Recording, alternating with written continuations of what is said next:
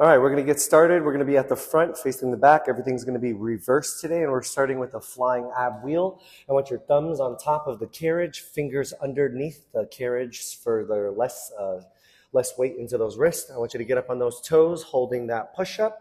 We're going to be slightly bending those elbows, slightly lift up those hips. Now, I want you to hinge from those shoulders, sending the carriage out. And exhale as you slowly bring that carriage back in underneath those shoulders. Breathing in as you slowly let the carriage go forward. Exhaling as you slowly bring it back underneath those shoulders. Now, the reason why I have a slight bend in your elbow is to activate your triceps and to help keep less weight out of those wrists. As a challenge, instead of being on your toes, I'm literally on the tippy point of my toes like a ballerina would. I have your hips slightly elevated because what you're doing right now is you're holding a plank, a full arm plank. So you'll notice the further out you go with your hands, the more your lower back is going to start to arch. Now we're getting ready for slow push-ups. We're going to be going down on a 3-second count, remembering not to lock out those elbows, otherwise you lose tension. We're almost there. We're going to be starting those push-ups in 11 seconds. We're going to be bringing that carriage back underneath those shoulders, and we're going to go down slowly, 4 seconds. In 3, 2, now hold that push-up, go down 1, down 2, down 3, up 1, up 2, up 3, remembering not to lock out those elbows. Now, if you get tired, what you can do is you can modify down on those knees, making sure that you keep your shin flat down the whole time. Sometimes people have their shins up, and that makes you have a little bit more leg activation, taking it away from your core activation. We're going to be going down to your forearms in 3, 2, now go down to those forearms, palms down or palms up. Send that carriage halfway out and hold. Slightly lift up those hips, tighten that core. Now breathe in as you send that carriage out and slowly bring in that carriage back underneath your shoulders, bending your elbows. Now, the reason why I had you slightly lift up those hips and tighten that core is because you're still holding a plank, but now we're down on our forearms instead of our hands. We were doing a flying ab wheel. If you modify, you go down to your knees, making it a regular ab wheel. Now, we're currently doing a saw right now, holding a forearm plank modified on those knees, breathing in as you go forward, exhaling as you bend the elbows back. If you hop onto those toes and hold a traditional forearm plank, you turn this into a flying saw, remembering that anything on those toes most of the time is a flying action. Now, we got heel raises and pauses, holds, and pulses coming up next. What we're going to do in 5 seconds is hold that plank in 3, 2, now hold that plank. Now, slightly lift up those right feet for 2 to 3 seconds, alternating down to the left leg. You want to breathe in as you slowly release those legs down, exhaling as you slowly lift up that leg 2 to 3 seconds at a time. Breathe through this. We're going to be holding that plank in 3, 2, now hold that plank, set that form, slightly lifting up those hips. Now go out and pulse. 2 inches out, 2 inches in. Breathing in as you go out, exhaling as you slowly bring it back. Breathe through this. Don't let those hips drop. Sometimes we get tired and we send those hips down. We're not here for much longer. We're going to be going back to full range in 3, 2, now slowly bring those elbows back and then back to full range. Now remember, if you get tired, you can add a second white spring, or you can modify going down to those knees because you can always go right back up on those toes. We have a forearm plank to pike coming up next. In 6 seconds, you're going to go up to your toes, making that change. In 3, 2, now up on your toes, holding that forearm plank. In 6 seconds, we're going to pike those hips up. In 3, 2, now exhale as you pike those hips up, looking at your toes. And that's to keep your neck in line with your spine. Breathe in as your hips drop down into that forearm plank. Exhaling as you pike those hips up as high as you can go. Now, I want you to focus on the raising and lowering of your hips. Sometimes what happens is people drag that carriage in, swinging it to go up.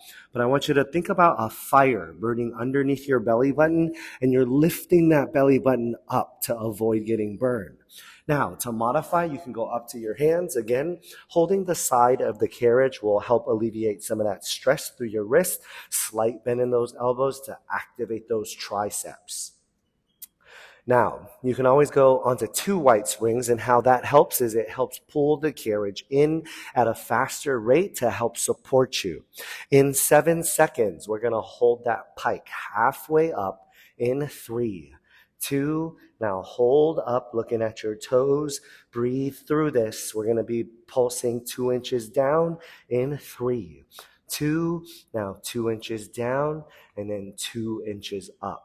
Focus on that lowering and lifting of your belly button or hip. Don't focus on those hands. Going down to your forearms will make it more difficult. And if you're on your forearms during your pulse, you can always go right up to those hands to help you.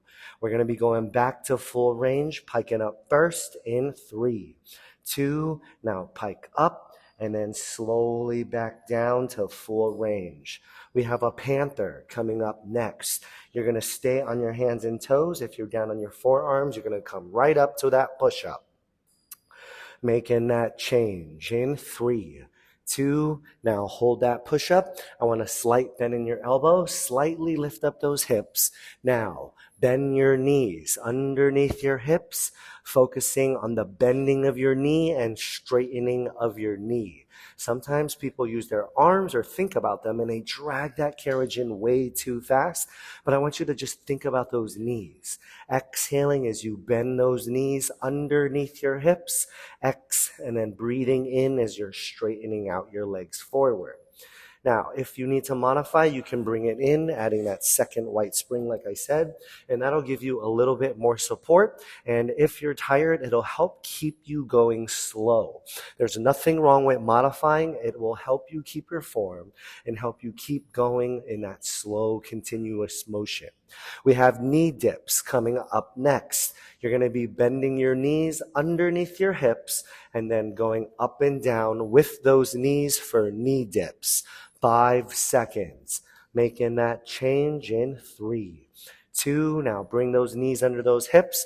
Keep that back in tabletop, elbows slightly bent. Now breathe in as you dip your knee down. Exhaling as you lift your hips up, trying your best not to move the carriage. Breathe in. Exhale, coming upwards. You can do this. Almost done. You got 10 more seconds.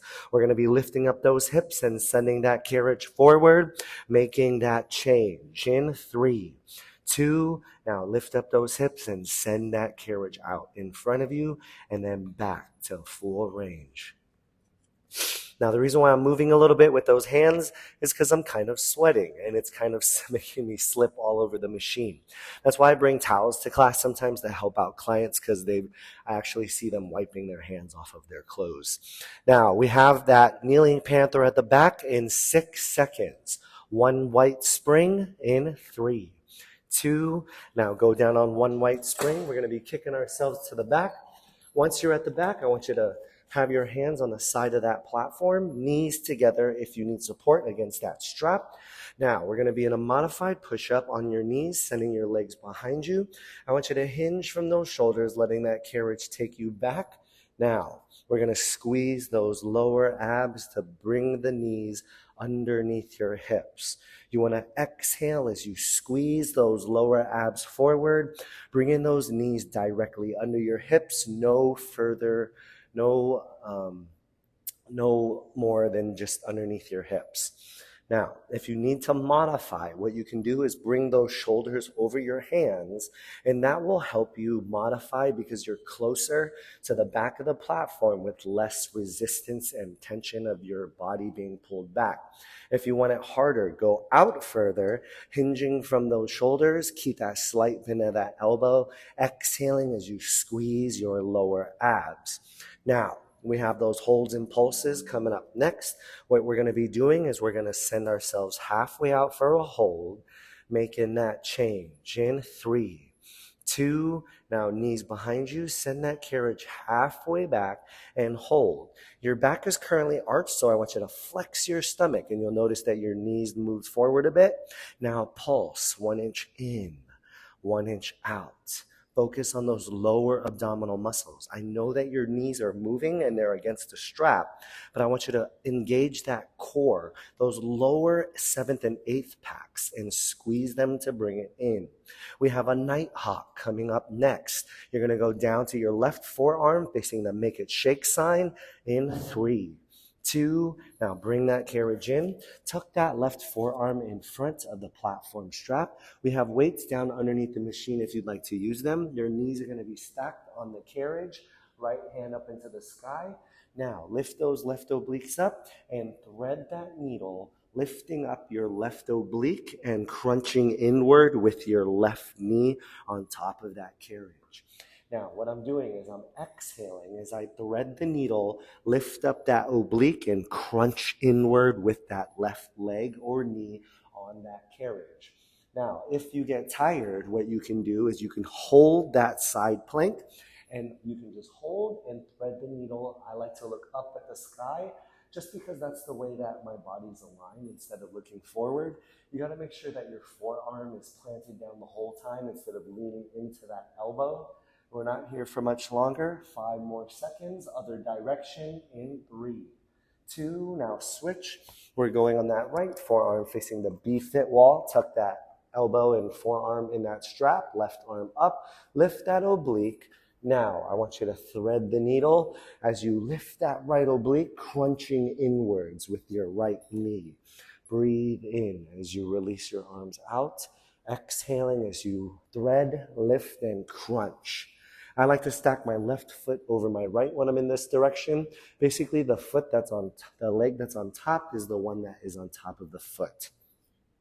Almost done. No holds, no pulses. You have other types of variations if you're getting tired. Again, hold that side plank and you can thread the needle, or if you have those weights or not, you can wave.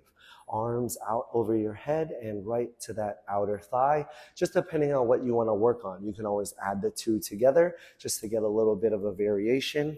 We're going to let go of that carriage in 3, 2, now let go of